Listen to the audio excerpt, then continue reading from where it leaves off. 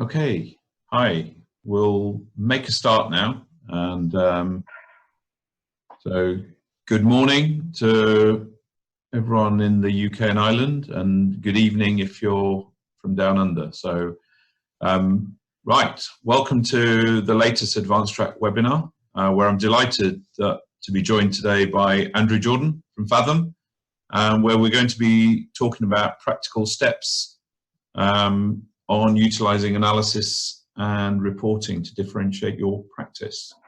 So let me just 1 minute. Okay. Just a little bit of admin. For the benefit of myself and Andrew, if you wouldn't mind just raising your hands in the chat box to confirm that you can hear us. So that would be really, really good, if you don't mind. So, okay, great. That's good to know. So we know people can hear us. So thank you very, very much. Okay, and one thing that I will do now.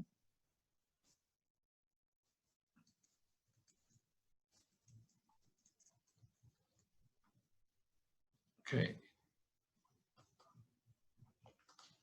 So just a little bit about myself. If you don't already know, I'm Vipul Sheth. I'm MD of AdvanceTrack, Chartered Accountant, Chartered Tax Advisor, trained with a regional firm in Worcester, joined EY, KPMG, and started AdvanceTrack back in '03. Seems like an age ago.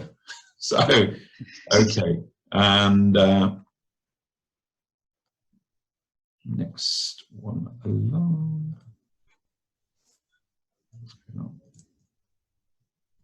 Some reason here we go. There we go. Yeah, so brilliant. The session is recorded, so for those of you who may have to leave during the session, we will be putting this out, and it should be up on our website in the next 24 hours. This is live and it is interactive, so we really do welcome questions. So if you have anything, please put it in the chat box. We will try and answer all the questions that you have between us.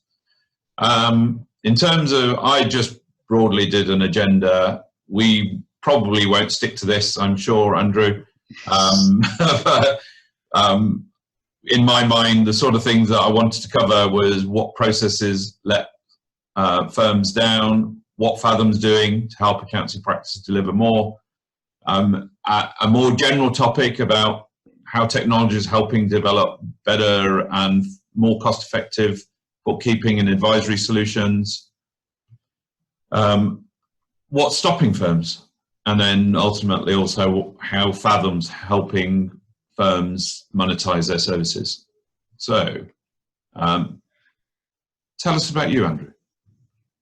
Good morning, everybody, and evening if you're with us from Australia. And that's a relief to see an agenda which is aligned with what I wanted to speak on. So thank you, Vipul. That's good. It's a good starting point. So I'll jump onto my slides if that works, Vipul. Is that a good idea? Yeah, that's fine. Whilst we're doing that, I'm just going to launch a poll, just to see what we have in terms of our audience. What do firms, are they offering advisory services? So you don't have, whether you do or you don't, it'd be really great to see where you are on this journey, because it is a journey. Lots of people are seeing it. And I don't know if you've seen the news today, Andrew, about Sage, that it's fighting for its financial life. So it just goes to show how a business that has been market leader, certainly in the UK marketplaces and elsewhere, how much of an impact the changes that have been happening over the last sort of 5 to 10 years can have on a business. So. Yeah, you're right. And thank you for doing that poll. And I know a few of you are gonna question the term using advisory services already, and we're going to delve into that a bit later, I reckon. So thank you for putting that poll up there. No, absolutely fine. Absolutely fine. Great. Good to know. About 75% of the audience offer advisory services. So certainly a lot of people in the room are already on that journey. So great. That's a good starting point. Good, and that's useful to know. Let me jump into then who I am, and that's a big scary photo of me there on the right hand side. So I lead up Fathom's business development operations in Cambridge, just north of London. And my role really is to work with predominantly the top 100 accounting firms in the UK in order to transition some of their service offering away from purely compliance-based services and towards this advisory realm. And we're going to delve into a lot more into what I mean by that and how we're going to unpack that. In terms of my background, Andrew, yeah, go on, Vipul. Just a quick question there. You talk about manual compliance. Just for the benefit of the audience, what do you see as the key difference between one and the other? Or is that... Okay, let's jump in. Cool. Yeah, so, well, manual compliance to me is quite basic. It is submitting tax returns and it's completing statutory accounts. So, and there are other elements to it. So bookkeeping's a really hot topic for anyone who's seen what's going on in the US this week and with QuickBooks Online over there, delving into live bookkeeping. So we're going to probably delve into that a little bit more. But to me, compliance is quite simplistic. It is filing your tax returns to HMRC or ATO or whatever your tax authority is in your jurisdiction, and it is filing statutory accounts. So that's my simplistic answer. That's great. Good. No, keep them coming, Vipul. Keep me on my toes. Hopefully that will, and everyone else, feel free to ping in with questions. The beauty of a webinar is we can pretend questions are coming in, Vipul. So you can pretend that, you know, Bob from BDO in Cape Town has got a great question, so we can do that. All right, so my background, I started off as, I trained as an accountant at BDO in London in the corporate tax and M&A team, and I enjoyed my time there. It's a great firm, but I was frustrated by the volume of data we collected in order just to do what I've just said, so compliance work. And it was frustrating because I felt like I understood the businesses that I was engaged to serve, but I was only offering them corporate tax returns or potentially deal structuring advice. So I left and I did some fun stuff, and then I ended up working as a finance controller at a mining company out in Australia, in Brisbane. And on that side of the fence, I did the treasury, the management reporting. I was also in charge of divesting thermal coal assets, but that's another story. So what happened in between? I went cycling, and now I feel we've really bonded because you've seen a lot of photos of me in Lycra. I feel like you know me a lot better already. So that was me cycling across America in between my working in practice and then in-house. So that's a bit about me, Vipul. Do you want to ping on to what Fathom does? Yeah, well, that would have been my next slide had you... So, yeah, that's great. I'm going to put you out of a job. So Fathom, what does Fathom do? So Fathom was founded in 2010, based out in Brisbane on the east coast of Australia. And what the vision of the founders was so the founders are Dave, Dan and Jeff. Their vision was to solve this problem for small businesses. Why do so many of them fail within 5 years? You know, why are they more likely to fail than succeed in 5 years? And there are a number of reasons for that, but the one they were focusing in on was having access to the financial data in a way that they can then go and improve business performance. And they felt the best, well, the obvious medium for that or actor for that was the accountant. So we work with accountants predominantly. 70% of our customers are accountants. We do have a business owner direct channel as well using Fathom. But we're in Brisbane, we're in Seattle, we're in Cambridge. We are in over 100 countries, and we're well over 20,000 organizations trusted by now. In terms of what we actually do, because that's an overview of Fathom as an organization, but what is it we do? We're essentially a business intelligence tool. So what we're trying to do is we're trying to pull numbers from accounting software at a high level, predominantly Xero, QuickBooks Online, MYOB. We're trying to pull those numbers through an API, so through a connection to the accounting software, pull the numbers, and then give business insights to the business owner, and also inform the accountant on how they can move into this advisory space. Yep. Okay, fine. So, okay, that's, I mean, and obviously there's a lot of companies increasing into this, moving into this space. Do you think Fathom, does it have a dashboard that accountants can use at a global level within their client base? Does it, how do you differ to the increasing number of products within this space? Yeah, so I've got a good slide on that later on, and I think I won't. We won't. Yeah, no, that's fine. No, that's fine. We were. I think. Should we start with the broadest view and look at the cloud accounting market as a whole? Hopefully, that will give the listeners and those who are listening to the recording a bit of a flavour of what is the cloud accounting space and where is it going. So let me jump into that bit, and then absolutely we'll answer the question around Fathom and this management reporting space. Sure. So cloud accounting as a whole is growing. I mean, it doesn't take a genius to work that one out by looking at share prices of Xero or Intuit, or maybe not Sage so much this week, but you get the idea. So yeah, there's around 40% growth in the UK for both Xero and QuickBooks Online. Yeah. Matt Path has stuck his neck out and said this is going to be the year that QBO overtake Xero in the UK cloud accounting space. So we'll watch out to see if that comes to fruition. But the bottom line is cloud accounting is growing in the UK, but not only in the UK. Down the bottom right, we're seeing you'll see an image here of this is from Intuit's investor report, their last investor report, and I love listening to these. And they give an idea of how big they think the market is. So that's the SAM, the serviceable addressable market, down on the bottom right. Yeah. And it shows where we think, or where they think the cloud accounting market is going to get to. And it's huge in terms of the growth trajectory. And I was in South Africa the week before last. South Africa particularly, it's a really interesting battleground for the future of cloud accounting as kind of internet security becomes better, internet access becomes better.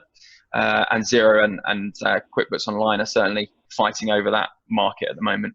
Yeah, so looking at those numbers, if you said the UK, for example, has got 5 million addressable customers, we're only at the start of that journey, relatively speaking. That's what, 15% of that market currently uses cloud, if you combine Xero's and QuickBooks numbers? You've read my next slide, Vipul, and you haven't even seen it. It's not the next one. Here we go. Yeah, I was trying to put some thought behind that for an article I was doing a little while ago. I think you're right. I think cloud accounting in the UK is certainly, I think we're in the early majority now, and that's happening in 2019, just because we're seeing this kind of 40% growth year on year in the cloud accounting space. But no, you're right. I don't think we're over that threshold. Australia, and we've got some Australian listeners, they are over that threshold. They're into this middle ground now, and that has been partly because of the success of Xero in the Antipodean space and driving that forward. And that's one of the differences. Australians are quite early adopters of tech. Yes. Yeah, we certainly see that serving both markets, that Australian firms certainly are very much, cloud is, unless there's a very, very, very good reason not to use cloud, it's cloud. Yeah, I think more and more accountants are realizing that even where there are more challenges than there are in the UK. So to go onto cloud at the moment in the UK, there are challenges, and one of the predominant ones is that we've had an accounting firm infrastructure here, an organization that's been built not for the cloud, and we have a long history of it. So actually the agility of the industry in the UK is quite difficult. So there's a big change management piece. But if you go to South Africa, it's not so much the history and change management piece. It's actually practical concerns that, for example, in Joburg, that they have to put whole areas out of power for 2-3 days, for example, and that obviously affects the cloud tool. So yeah, in the UK, it's a change management piece that we're working on. Well, I mean, it's not something that to be scoffed at, because a lot of firms still, even when you think, you know, in the UK, MTD is weeks away in terms of being mandated for a number of businesses. So many accounting firms find it very difficult, either for themselves or for their clients, to actually use a product that is compliant, that will enable their clients to be compliant going forward. Yeah, and I think MTD is an interesting one, right? And and Zero's message is aligned with my thoughts on this, in that you should really be focusing on the carrot of the benefits of efficiency of cloud accounting rather than the stick of MTD. Agreed. And the truth of that rings out because on Australia, that there isn't the same regulatory pressure, yet they are the biggest growth market. So I think, and MTD, it's such an interesting one, isn't it? I mean, Zero's just released their bridging software. QuickBooks Online did that months ago. Yeah. There's pushback, House of Lords on income, moving out for income taxes. The number of, the HMRC website now is full of options, be it bridging, be it software. I know. And there's still apathy from within the internal finance team to change. So MTD is a little bit of a misnomer. I love it though, because it means it gives a reason for people to come and talk to us. Yes. But it's not really, it's not the holy grail that we're saying it's going to be for the industry. It's not, but what I think, you know, yes, you're right. It will make some businesses mandate, but the fastest growing businesses, you talked about it, the fastest growing industry is the ones that, fastest growing market is one that where it's not mandated. And for us, what we see is our fastest growing clients are the ones that, you know, are the early adopters. You know, if you take your graph currently, it's those firms that have said, we will deliver more for our clients quicker, faster, more efficiently through the adoption of technology, and we'll use that technology to help us deliver that service. And it's that client service approach which is enabling them to deliver growth, not only for themselves, but most importantly for their clients. Yeah, well, absolutely. And I think the lure to cloud accounting is the efficiency gains for the accountant and for the business owner. So that's the initial lure. And what I mean by that is, obviously you've got live bank feeds coming in. You can reconcile your numbers quicker. You can use a tool maybe like Receipt Bank to, or you know, a Data Molino, auto entry, whoever you might do for your pre-accounting kind of side of things. Get your data into your accounting software quicker. And obviously that's the efficiency side, and that's what we're still focusing. That's where the market's at. But going forward, the market's going to be looking at the top line. And this is, I've just written a piece on this actually, how we're going to move from the benefit of cloud accounting and the pace setters. Doug Laban puts this in his first opening chapter, that the benefit is all around efficiency of cloud accounting. Well, actually, in 5 years' time, it's going to be around the top line, in my view, because the accountant now can offer insights that the business owner didn't even know they could ask their accountant for. And this is the really interesting space. And this is the bit that I evangelize for, because I think this is where the market's going, personally. And it's what accountants want to do. They want to be able to offer insights into business performance to their clients. And Fathom is sort of helping with that, in my view. Yeah, well, I mean, for anyone who's heard me before, you know, I don't apologize for repeating myself, but there was a chap who looked after my family's business, and he would have loved this cloud market because he never did accounts. And that was 25 years ago, 30 years ago. He never did accounts. He said, I have a team out there who do accounts. I talk to my clients. And it's all about now using that insight at the numbers in relatively real time that will enable people like him who are currently out there serving the market have better quality conversations with clients and help them raise finance or whatever it is. And there are already tools that plug in to the likes of Xero and QBO that enable that to happen real time. And certainly products like your own help businesses or accountancy businesses and the businesses themselves understand their financial numbers. Absolutely, absolutely. And I think it's an interesting one, because I was wondering if we're going to move the needle on. Obviously, there's these statistics around failure of small business, and the rates have always been high. It's an interesting one as to whether, will we move the needle, or the latest Xerocon in London suggested that actually more companies are going to start being created and on more of a project basis. So maybe we'll still have that same statistic of failure rate. I don't know.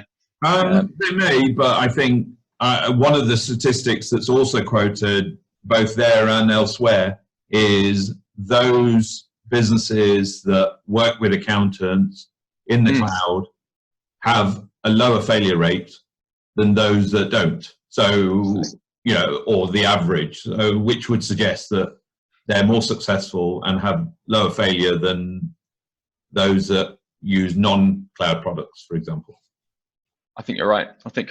I'll move through a slide or two just so we don't stick on the bigger picture. But I love working with data, and I use it on Fathom's platform, and I've been working around with some of the top 100 accounting firms. I just wanted to make the comment that the bigger firms are moving into SMEs, serving SMEs, and it's an interesting. This is just a visual that I put together showing the year that some top 100 accounting or top 50 firms have signed up with zero partnership status, partner status even. So it just shows that, look, the majority of the top 100 firms are now in this space, and I'm doing some further research on this, and I can obviously send that to the listeners in due course. But that's just an interesting view, and I just wanted to. So I have no fear of talking around what else is out there, and I think I do want to start by talking around what other solutions are there than Fathom, because I think it's important so we're looking here at just to give some people some reference here, we're looking at what tools are there that do look at management reporting, business analytics, cash flow forecasting, and there are options out there, and we should certainly look at them for different use cases. So on the Xero is great for getting all your data in one point, potentially doing financial reporting. Float and Fluidly is great for doing short-term cash flow forecasting and looking at for clients that are struggling with cash in a 2 to 3 month period, using a direct cash flow methodology for the accountants who are keenly listening. And then the Futurely Spotlight space, they're really focusing on the forecasting and business analytics and being this tool to add as advice, and Fathom sits in that space too. But we try and focus on a few things, and I don't want us to be Fathom centric, but we will focus on doing things quickly, having a flexible tool, being a customizable tool, automating things, automating reports, management reports going out monthly, and also having that in a PDF format. So I just wanted to do that quickly, just to give context to where we fit in the space. No, that's really, really useful. I mean, we also see that, and we say this to everybody, accounting tools, it doesn't matter, all of them do bookkeeping. What they rarely do is give real insight. So it's great to see. And I think in terms of, if you look at any market, if there's some, a good competitive environment encourages one, innovation, and two, growing the market more quickly. So I think, anything that helps deliver that is going to be great for the people listening today and to the recording, but to the businesses that will ultimately benefit. Yeah, I remember when you came down, Vipul, to Cambridge, and we had a coffee. You told me the story about, I think it was a family story about growing the market, and it's certainly the same case. And in the Fathom's case, my biggest competitor that I deal with is firstly Excel, and secondly apathy. Those are the two big things, particularly in the UK market. It's there are some real issues where the accountants know the way the market's going, and a lot of the stuff I've said, probably it might be news to some, but not news to all. But there is this apathy that they don't know how to implement it within an organization. So I spend a lot of my time talking around, well, how does we actually implement a product like this to offer services to clients? And in terms of that, I mean, are there any stories that you're able to share of good practice or where things have worked really well, in terms of the type of person perhaps that a business has appointed to drive that internally? Is it led from the top, or is it somewhere, sort of somebody who perhaps is on that journey to the top, who's kind of led that project? So, you know, if you're able to share that, that would be great. Yeah, absolutely. And I'll try and, at the same time, I just made a note of your question there, but seems to be a question that's come through on what differentiates Fathom, or what makes Fathom a leading solution, and why the bigger firms choose Fathom. So I'll try and cover off on those points together. And from the question from the audience, I will be coming on to these points, and so I will go into more detail. But so what makes Fathom a leading solution? Fathom's a leading solution for predominantly the 5 reasons on your screen, but the reason being is some of the issues with other providers is that they are tough to set up and tough to scale. And also there's customizations, because businesses are not all the same, and you know that. But the key performance indicators required for one retail business is very different from a real estate business, which is very different from a plumber. So we acknowledge that in Fathom, and we allow you to do that quickly by creating templates, by sharing them across all your organizations. You can have different templates for different verticals. So your real estate, your retail, your plumber, you'd have different templates, and you'd use those reports across all your client base within those. And you can also do some stuff with benchmarking within, if you're a larger firm, and this is moving on to the second question, asking why are we a popular choice with larger firms? Well, because with Fathom, you're able to benchmark your client's performance against each other, which is quite useful when looking at things like working capital cycle. Why is it, where does this one business, your client, sit within other businesses within the plumbing industry? Are you, in the 20th percentile of your accounts receivable days or something like that? So there's some really cool tools that Fathom allows around that. And is that when you set the client up, you specified that they're in a specific industry? Yeah, let me just jump in. So this is one example. So you would set up, when you add a company to Fathom, you would connect it to Xero, QuickBooks Online, or bring that data in via Excel. What you then do is you have the data in Fathom, the chart of accounts replicates what's in the source accounting software, and then you classify where that company sits. And there's some quite clever ways that's been done outsourced. You could use SIC codes, you could do all sorts of things. Brilliant. But at a high level, just classify the company. Yep. And then obviously you're benchmarking to relatable businesses. Sure. So yeah, no, good question. Good question. In terms of practical, you've asked me around some practical things I've seen. One, I love there's an anecdote. So I was out in Brisbane at a conference about 8 months ago, and there was a firm where a partner allowed a junior member of staff in order to offer insights to their businesses. They were taking their clients they did statutory reporting for, so prepared annual accounts, and also did bookkeeping for.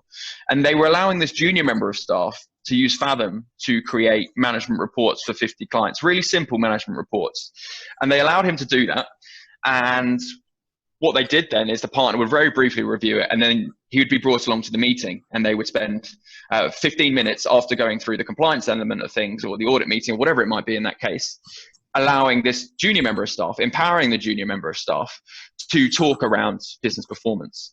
And the result of that was incredible, because actually what it did was, out of those 50 clients that they did that with over a period of time, somewhere between 10 and 15 actually wanted to sign up for monthly management reporting services. And a couple more wanted a couple more projects, one-off projects. And that all came from the junior member of staff. And so this is my vision, really, that what cloud accounting does is actually, it doesn't turn the pyramid entirely upside down in terms of hierarchy, but what it does is it democratizes that playing field, because junior members of staff can progress quickly and can do the things that they like doing, which is talking about business performance. So that's something I'm very passionate about, and I've seen. Great to see, because certainly partly through circumstance in my own professional career, I found myself doing a lot earlier. I trained in a major recession, and half my office was made redundant. So suddenly I was given lots of responsibility, which was, at the time that I was given it, was, oh my God, that's a bit scary. And then you realize that, well, their partners have decided that they think I can do the job, so I better get on with it. And but the fact that that's a great example where giving responsibility, and we've seen it in a number of our clients where junior members, exactly as you say, have been given the responsibility to run cloud teams, and the partners just say, look, we know you may make some mistakes, but we're here to help you on that journey. So it's interesting that the best practices that you're seeing and we're seeing is from firms kind of really letting people who probably don't see any barrier, because when you're youthful, you don't see a barrier, you just see opportunity. Yeah, absolutely. But it's a challenge, right? Because, for example, our tool has a dashboard on it. Yeah. So there's some very practical questions around. Well, if we've got a dashboard and we've invited the business owner into a dashboard. Okay. What if the business owner is relying on this data and assuming it's from the accountant? So there are, and what if a junior member of staff provides a report? So there are some really important questions around allowing junior member staff to do things, and also allowing business owners to see their data. Because I just want to ask, this is a question I often get asked on the back of your comments there around allowing junior staff to do things. Yeah. What if they get it wrong? Well, actually, I don't think it's a problem. Even if they were to get it wrong, the whole point of business advisory is not to tell business owners how to run their business. You are an advisor. You are giving an informed opinion based on the data available to you, based on your experiences in the industry. Yeah. And based on past performance of the company. Yeah. And so actually I don't think my response to those sort of questions is that actually the business owner is the one running the business. You are the one giving potential advice in that scenario. So so that's an interesting one to cover off. Great. Okay. Don't know if I wanted to. Let me jump into this slide, because this might trigger some more questions, and particularly from you, Vipul, I imagine, in your line of work. And also maybe we can talk around some topical things with KPMG, with QuickBooks Online, live bookkeeping, Sage potentially. But I just wanted to talk around the importance. So we're obviously talking about, I'm using this term post-accounting. And what I basically mean by that is you've done your accounting in your accounting software. And so you've done your month-end journals. Then what can we do with this data? So we have good numbers done by an accountant or a bookkeeper, and we can do stuff with them. So our tool is very reliant on getting everything done before that, right? And that needs to be done profitably. And the majority of that is bookkeeping. And there is a lot of pressure on bookkeeping. Most recently, potentially, from software companies. So that's a very interesting debate to get into. But there is a lot you can do around, using certain tools to get to pre-accounting and accounting done. And I just wanted to put some tips down on that page, to 1 to 3, on what that process looks like in my experience with top 100 firms. Yeah. No, well, I mean, that's an area where certainly our business has been hugely involved. And those pre-accounting tools that you referred to there are a big part of that journey about scaling practices across the board and standardizing process. Because I think a lot of firms historically, and you talk about the manual compliance, they've allowed clients to behave in the way that they choose to behave without giving any structure, but in able to deliver at scale advisory services in the cloud. It's not actually possible to allow clients to run things the way they necessarily want to do it. Of course, there has to be certain parameters which control not necessarily the behavior, but certainly the capture and processing of data is my view. Because without that, you're not going to get a consistent product at the end of it that you can then rely on to then deliver the advisory service. Absolutely. Yeah, absolutely. I think the bedrock of all accounting services is going to have to start in compliance, and either you could outsource that function, and a number of big firms are doing that, or you can do it yourself and use technology, but you need to have tech experts in house if you're going to do that profitably. But what that does is that bedrock allows you then to move into the higher margin space, which is going to be this advisory, and advisory starts, and I like this analogy that I was kind of thinking of this week, and the advisory starts by the base of advisory is giving the client what they ask for. Yeah. So the number of people I talk to, accountants I talk to, and say my clients aren't asking for Fathom, or they're not asking for the output of Fathom management report and analysis. Cool. But the reality is that should be the base of your advisory, because your compliance needs to be done, but the client doesn't know what they don't know. And you can start with that base rock of what they're asking for, the tax returns. And then you start with that as a base rock, and then you talk to them around, okay, should we do a working capital cycle review? Should we do a profitability analysis of different divisions? And you can start, or cash flow forecast, or whatever it might be. And then you can move up from the baseline of the bedrock of doing your bookkeeping and compliance. Yeah, absolutely. We've got one question from the audience about, and you may be coming onto this, is about your bundle packages and how do you recommend pricing? I mean, that's an entirely different conversation, but perhaps that, have you come across tools that are helping firms develop that pricing? Yeah, no, I get the question now. So, yes, pricing is a massive part of my job, and by association, value. So when I first joined Fathom, actually, I joined as a consultant, and the first thing I looked at was the pricing of Fathom, the tool. And the reason being was because some accountants seem to think it's priced too expensively, some seem to think it's priced too cheaply, and everything in between. So I started with this point of what is Fathom used for? How can we package that into an accounting firm? And the rule of three is, and I was talking to this with a really not imaginative, but a really thought-provoking accountant in Cape Town 2 weeks ago, and he saw it as a pyramid, and basically we had the layers of bookkeeping, tax returns, compliance, so the compliance base of the pyramid, like we've just been discussing. Yeah. And then we kind of moved up this pyramid, and this is very much like a Maslow hierarchy of needs already, which is overused. But then we moved up the pyramid, and we moved into this space of advisory. And we spent some time together unpacking what is advisory, how do we bundle the packages. And so Fathom is a piece of software. It is not a service offering, is the first thing I would say. So we're not looking to replace the accountant. The accountant uses Fathom in order to give insights to a client. So the first option at the bottom of the pyramid might be to start with a monthly management report.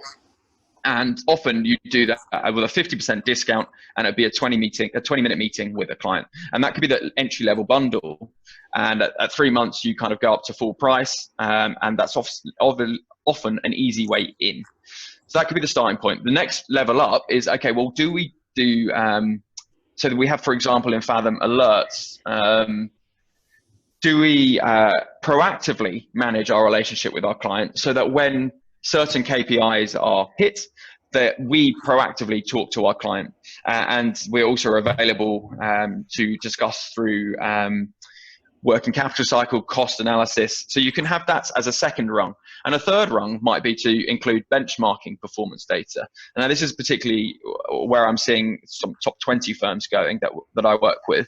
And this is saying to a client, okay, well, this is how you've performed this month relative to your previous months, maybe taking into account seasonality.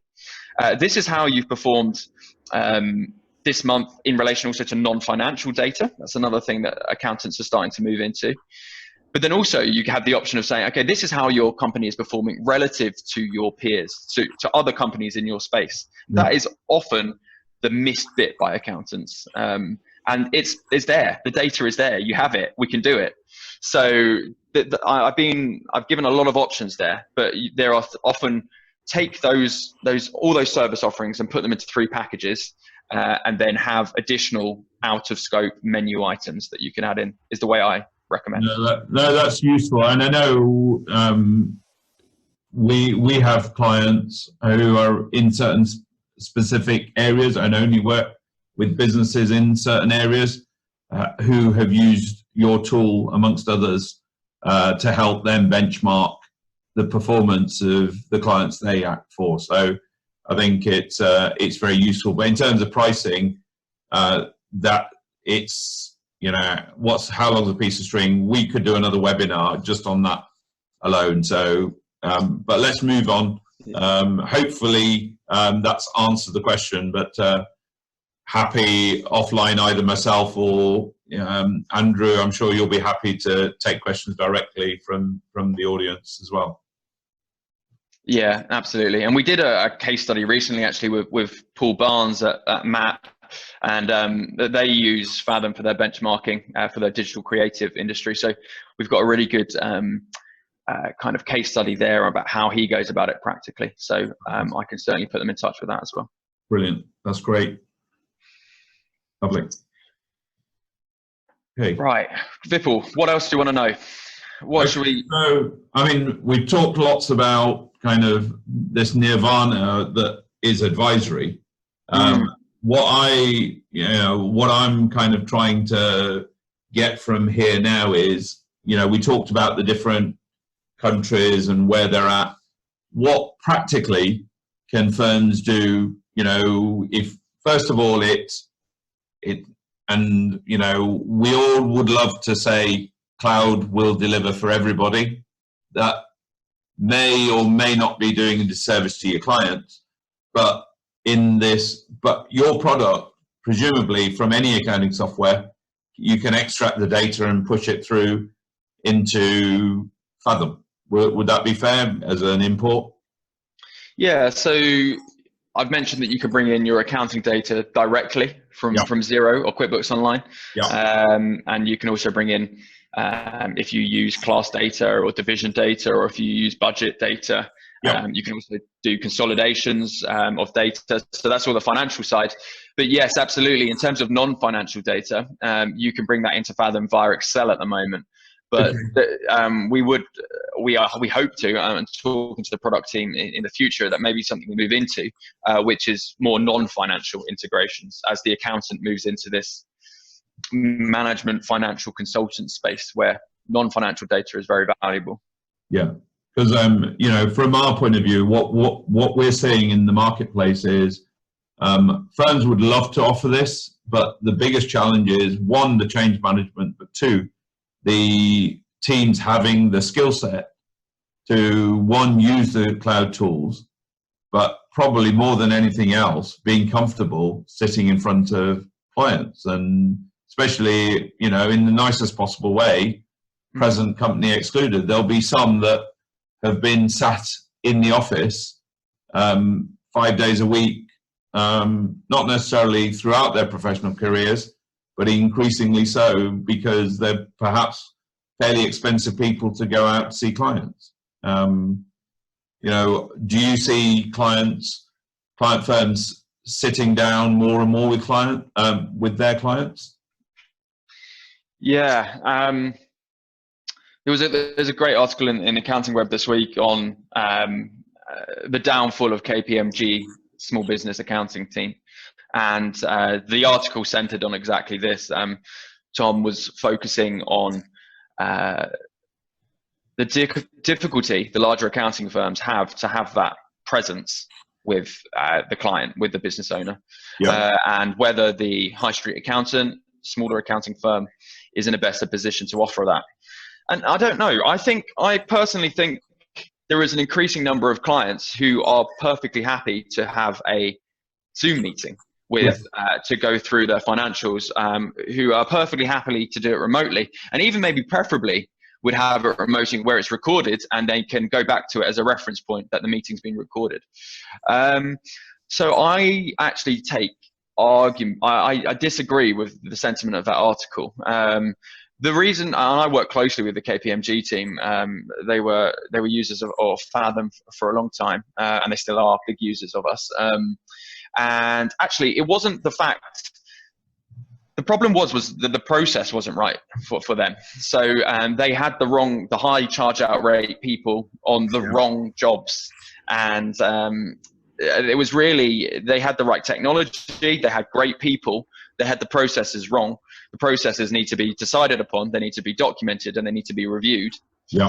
And the process was not done. And I spoke about this on a podcast last week around how process actually trumps tech, actually trumps humans. Because tech might not be implemented and humans might move on. And so actually what you need is a process in place, and it needs to be documented so everyone's on the same page, and then it needs to be reviewed 6 monthly. And that's where I see real success in accounting firms of all sizes. Yeah, well, I mean, I'm sure people have heard this before, but I say time and again, when I worked in big firms, I used to always think the partners are hugely successful financially and in other ways. They drive nice cars, and I used to always think, how did they do it? And I thought it was really important until the day I resigned. And I'm sure you were no different, Andrew, that until the day you resigned, you thought you were irreplaceable. And then you realize on the Friday you're in the pub and everyone says, we're really going to miss you, Vipul. But on Monday, that client will get somebody else. It's not Vipul, but that person knows the process through which they look after the clients. And the processes that we're talking about here are repeatable, scalable processes. That's really what this whole conversation is about, is if you can repeat it time and again, one, you can deliver it to more clients, but most importantly, from a financial point of view, accounting firms will be more profitable. Absolutely, and that's why I think the title of today, I think I put as where were we? Yeah, so it's keeping it human. It's keeping it human, but it's also differentiating your firm by But these things keeping it human doesn't mean you can't automate, and I think that is a misnomer that a number of accountants have, that actually we have to treat every client differently because they have unique needs, and we have to have a service line within our organization to serve each client differently. No, absolutely not. You're going to be out of business. Give it a month. The reality is you need processes, and maybe you do need, and when I'm saying processes in this kind of obscure term, what I mean is having a series of actions for a certain use case. So this might be, you might have 3 client onboarding options, and it might depend on the revenue of the company, it might depend on the sector they're in, it might depend on something more intangible, your maybe how likely you think they are to stay with you or choose you as a client. But you have processes, and then based on that, you have an onboarding process. Similarly, you have upscaling process. How do we get from statutory or management reporting, from statutory reporting up to management reporting or benchmarking? And you have a process, and this is where profit derives from. And salesmen are much better at this than accountants, which is what I find so funny in my current role. That salesmen are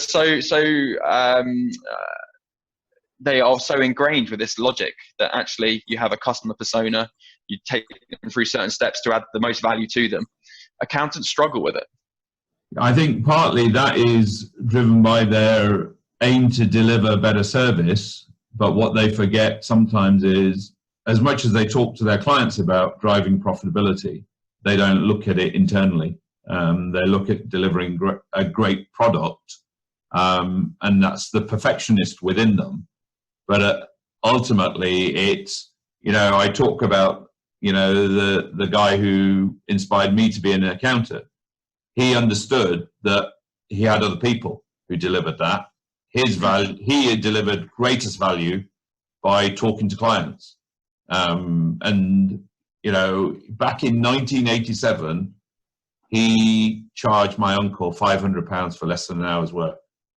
But it transformed his life. So he understood the value of his time, which is why he retired at the age of 55.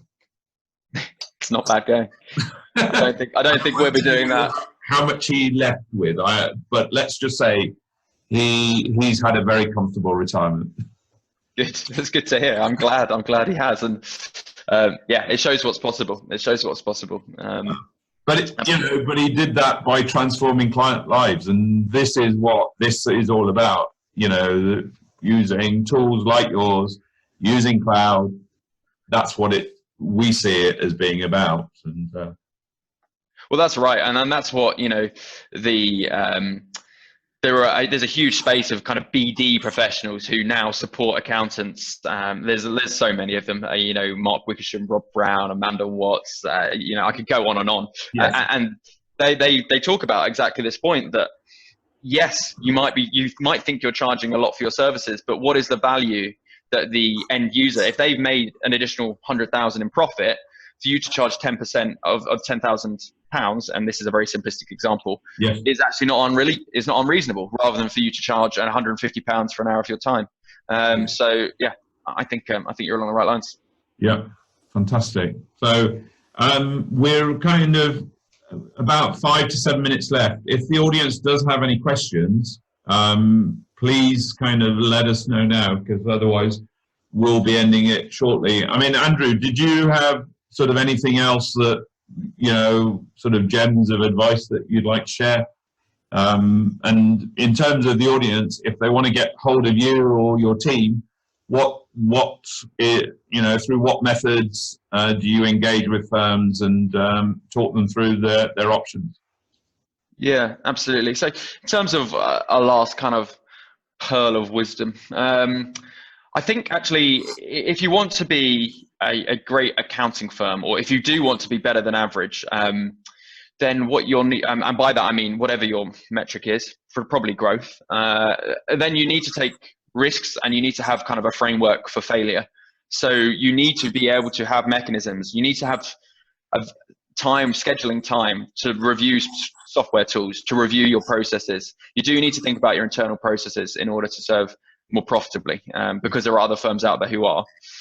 So that's the one thing I would say. Just set time aside to look at these internal. Tech is one element of it, but process is another. In terms of getting in touch with me, I'd be more than happy to talk to you. My email address is, andrew.jordan@fathomhq.com, but even better, go to our website. So that's fathomhq.com. And in there we have Intercom. So Intercom down in the bottom right is basically where anyone can get in touch with us. And we have support team all over the world. And there's a free trial period, a 2-week free trial period, which I'd encourage you to get involved with. We're also a huge number of events coming up. So we've got QuickBook Connect next week, Accountex, we're alternative. Yeah, I'm sure we'll be alongside each other. So we've got a lot of events coming up. But I love talking to accountants and talking about this change management piece. So feel free to find me personally on LinkedIn, or drop me an email if you can just remember what I just said. Fantastic. Right. So we're just going to sort of wrap up. And this is a slide I've been using for a while now, because I love the way that it kind of references a lot of accountancy businesses who are stuck in both analog and digital. So some still allow clients to walk in with paper, so therefore they have the costs of both, but none of the benefits of either. So, and that's basically what the Lloyd's of London chief exec was talking about in terms of their business. And I think it's really important that, some of the learnings that we've talked about today, we kind of educate clients. I always found I made clients more profitable when I was in practice, when I trained them to be better at what they didn't know. And I don't think the world has changed in that sense. So an education piece is certainly an important part. But sometimes it's telling clients that actually either yourself, and more often than not, their partners who do the bookkeeping on a Sunday morning, are just not very good at it. And perhaps there's a better way. whether it's the firm themselves offering to do the bookkeeping, which is now possible in the cloud because of the tools that we talked about, or they get another bookkeeping professional in to actually deliver that. And that, in some instances, certainly we do that for a number of firms. So, I mean, I don't have a lot more to add. I mean, thank you very much for attending. You know, in terms of what we do, I mean, we deliver practice compliance outsourcing, but is there anything else that you want to add, Andrew? No, not at all. If you've made us on half term, thank you for joining. And yeah, no, have a good rest of the week, everybody. Brilliant. Thank you so much. And this will be going out to you shortly. It'll be on the website soon. So thanks again. Thanks all for your time. Cheers. Bye now. Thanks. Bye-bye.